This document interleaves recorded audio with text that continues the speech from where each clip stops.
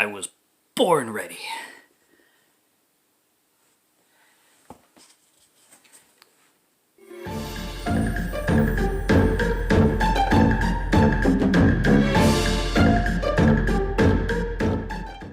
What's going on, guys? Welcome to another Christmas review. This one being a little bit closer to my heart. This is Secret Santa. This is a horror comedy Canadian film, and to my shock, when I discovered that this was actually filmed right in my hometown. So I discovered this last year on somebody else's YouTube channel for films. Shout out to Sinister Cinema Reviews, one of my favorite YouTube channels for horror films, especially. And I decided I had to watch it. Now I didn't have time last year to watch it, but I made sure that I was going to be doing so this year. This is also a Wild Eye releasing film, which it made me a little bit hesitant because, especially after my last 31 Days of Horror, and just experiencing their films in general, I've gotten way more misses than hits. So as soon as I saw Wild Eye, I'm like, I got a little bit weary because I didn't know it was a Wild Eye releasing. But this is by far one of the best Wild Eye releasing films that I've seen, and one of the best low budget horror comedies that you can get. And of course, I can't help but love that this was shot in my hometown. I'm watching the movie and I'm seeing every building and every sign and every stop sign and every school sign. And I'm like, I know this. I know that street. I know that light post. Everything looks familiar. I'm on Google Maps trying to go over every 3D image. I'm like, I'm sure I've walked by this shit before. And I'm like, yes, that's it. That's where that's at. That's where that's at. That's that high school. Of course, that's GCI. And yeah, it was great having that little bit of familiarity with what I'm watching. And this one checks off all the boxes, and I don't say that lightly. It literally does check off all the boxes that you are looking for. A lot of the other reviews that I've seen discuss this film talk about the fake grain because it's being a 70s and 80s throwback. I find a lot of 70s references in this one. It definitely reminds me of a film other than the fake grain, grain being fake, obviously. That it's stylized as a 70s film, and it's stylized from the dialogue and from the cinematography and even the practical effects very much feel like that. But a lot of people are bitching and moaning about, the grain being fake, and it doesn't take me out of the movie. Yeah, it's a cheaper way of doing it, but it's still, it does, like, you can tell what the filmmakers are going for, so even if it is fake, it doesn't lose points just because of that for me personally. It's really hard to recreate a 70s movie or an 80s movie for that matter in 2022 because you're pretty much going to have to, go and find cameras and effects that were from the 70s to make it exact kind of thing, I would assume.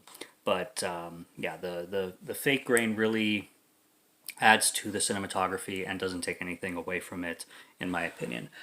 Story-wise, I love the writing. I love the goofiness of this. The pacing, I would say, is certainly above average. There were certain moments that feel like they were extended unnecessarily. Some parts of the movie feel like it would be kind of meant for a short, but was extended for the sake of runtime. But this is not a long movie. It's 78 minutes. It could be 75 or 74 minutes, but that's just nitpicking. The acting going along with the writing as well, again, for a low budget B film, is above average and definitely is higher placed for the type of film this is because getting actors and actresses to really deliver the kind of performance that you want, especially when you want to make a throwback horror film, but take it seriously at the same time and have the actors, kind of sell the role as believable. It's really difficult because it's a fine line to balance. You don't want to go too goofy because then it's just something to laugh at or make fun of, but you want to keep the throwback a throwback and pay tribute, but you don't want it to come off as a sketch kind of thing. But getting into plot, basically this film opens up with these two girls coming home after a night of drinking to the bar. One is carrying the other, one is absolutely wasted, and their dialogue right off the bat is absolutely hilarious because it just reminds you of any night out and any like college night kind of thing. This girl's drunk off her ass, and they're having a conversation about her getting kicked out. And she talks about making out with the bartender after she puked all over him, and she's just like, I just don't think he was into bottoms. And the girl's like, yeah, we'll just go with that. She's like, okay.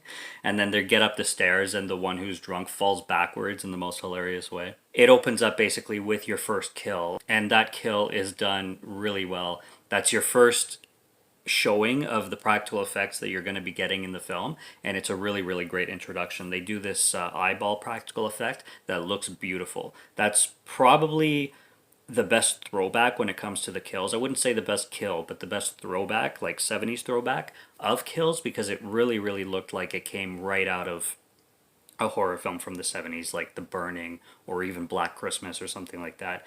It's really, really great. Speaking of Black Christmas, if there was absolutely no inspiration from Black Christmas to this one, I would actually be surprised. Some of the shots and some of the styling of the scenes very, very reminiscent to Black Christmas. They felt very classic in that way. So you have a bunch of girls living in this house together, and one of them decides to basically have a Secret Santa Christmas party since it's approaching the holidays. Now they have other friends as well. One of them has a boyfriend, the final girl you can call Nicole. She has a boyfriend named Brian, and they're both really good friends with this guy named Dwayne.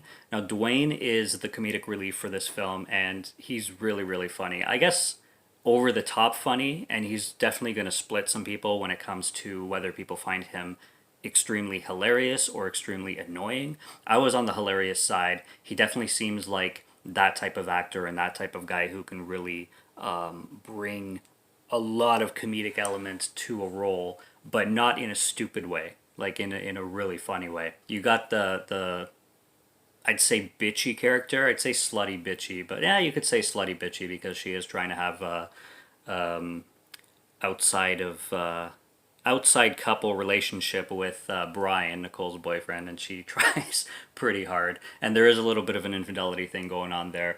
And of course, she at one point bribes Brian to buy her a bunch of shit and blackmails him that way, which of course he does. And I like the relationship dynamic between Nicole and Brian as well. I especially love Nicole's character. One, because she does a great final girl. Two, because the actress is absolutely gorgeous. And three, because her character, she goes through this webcam phase. And another funny thing about this is 2015. Webcam models were a thing, but it's not like 2020 on a thing. So this is like a little bit before it really became popular with the OnlyFans stuff.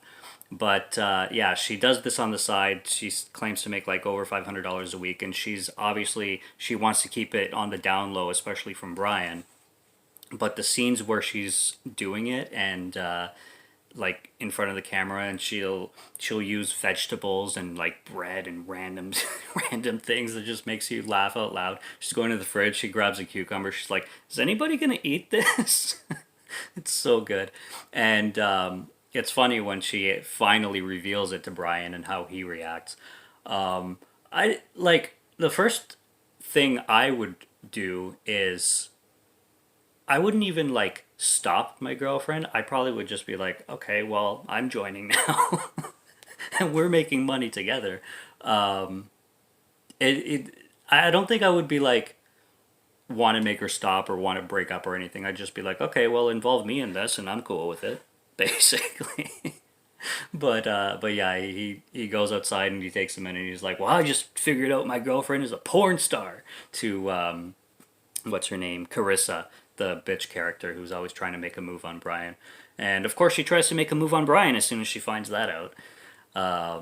So that was funny. They have this scene where they bring in a pizza delivery guy, and they bring him in for the sake of getting killed too. But that's another practical effect that they pulled off really well. And the pizza delivery guy comes to the door, and Nicole comes to the door, and he's like, you look familiar for some reason. She's just like, I just have one of those faces. And going back to the whole webcam thing. The professor character is really great too. Professor Ramsey, who ends up being the boyfriend of one of the girls that lives in this student house named Liv, and Liv is dating her professor, and she comes out with this information by inviting Professor Ramsey to this Secret Santa party. And he shows up. Of course, he looks the same age as all the college students. So he's either a professor in his 20s, or they tried to dress him up to make him look, older and more mature, like he was in his early 40s or something like that. But no, he looks the same age as everybody else, and it just adds to the humor, in my opinion. And even everybody's like, isn't he a little old? I'm like, but he looks your age, so what are you talking about?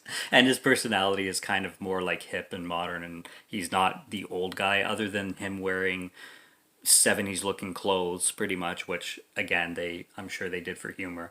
And the running joke where he's always talking about his jacket and where he got his jacket from, and it has like those pads on the elbows and everything. And he keeps, like, anytime anybody gets close to touching his jacket, he's like, don't touch it. But yeah, I got it in this thrift store or somewhere, wherever. But he's so, like, paranoid and avoidant on anybody touching his jacket, his precious tweed jacket. And it's really funny. There is a dick snip in this film where a guy, Dwayne, gets his dick chopped off. That's done really well practically. And I would say not the best kill, but the funniest the funniest kill is, I would say, the bathtub kill. And it's one of the most clever throwbacks to cheesy 80s, 70s kills I've seen in a long time in any film, regardless if they're low budget or not, or B movies or not. Where this guy wants to toss the killer wants to toss a hair dryer into the bathtub and kill the chick, and the cord is too short. So he tosses it, and then it just bounces back and falls to the floor, and he's like, ugh. And then the chick starts screaming, and I think it was Carissa in the bathtub, but it might have been somebody else. But he takes the blow dryer and just starts smacking her head in, and it made me laugh so hard. And really, really, like I said, a hilarious throwback to the cheesiness of 80s and 70s horror films. The reveal took me by surprise. It was interesting. They use a couple red herrings too. They use this stalker guy who was stalking Nicole when she was doing the webcam stuff, and would break into the house and like smell her underwear and try to watch her webcams when she wasn't home and stuff like that. So they use him as a red herring, and then they even use the killer a few times as red herrings, because the killer is basically a regular guy in a jumpsuit. So it literally could be anybody. You're wondering if it's going to be the professor, it's going to be even one of the girls maybe.